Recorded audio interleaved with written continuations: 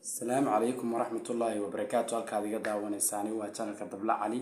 fadlan dadku cusub tahay subscribe iyo share ta comment ugu waa dhankaaga. waxaan maanta halkan u soo fariistay waxaan isku dayayaa dadka Soomaaliyeed ee reer Somaliland in aan farxadda la qaybsano maadaama ay tahay 18 May. laakiin waxa in yar dhibaya wuxuu yahay waxaan hadda gacanta ku haynin calankii ama labiskii Somaliland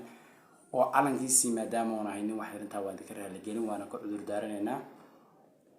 marka reer Somaliland waxaan idin leeyahay hambalyo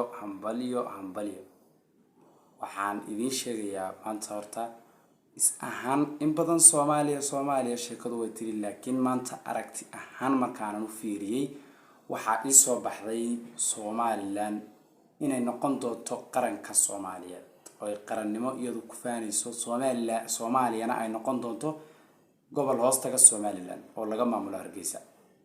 warkaas taariikh ahaan oo qorta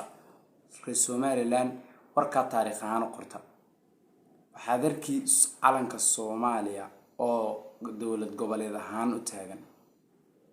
uu ka Somaliland yahay qaran warkaas taariikh ahaan oo qorta waxaan idin aaminsanahay horta intuu farmaajo xilka ku fadhiyo farmaajo taagnaado Soomaaliya waxa iska ahaataba hadda laakiin waxa xilka qabtay sanamka u sujuuda nin sanamka u sujuuda waxa xilka qabtay mar haday laakiin halka ay Soomaaliya marayso oo Soomaaliya sheekadeedii noqotay in hawiye uu taladiisii qabsaday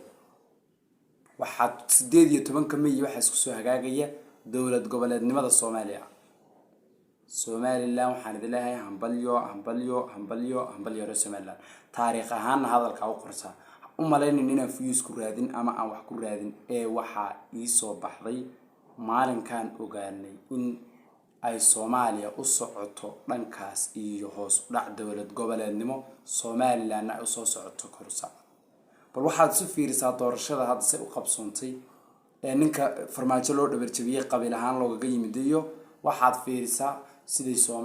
Somaliland oo soo dhismayso iyo 18 May sida loogu soo baxay sida farxadda leh ee Somaliland waxaan idin leeyahay saaxiib magaciina jira iyo muuqinbe hambalyo boqol jeer baan hambalyo idin leeyahay kun jeer baan hambalyo idin leeyahay hadiyad baan idin ku hambalyeyn farxadiinu waa farxadanada murugadiinu waa murugadanada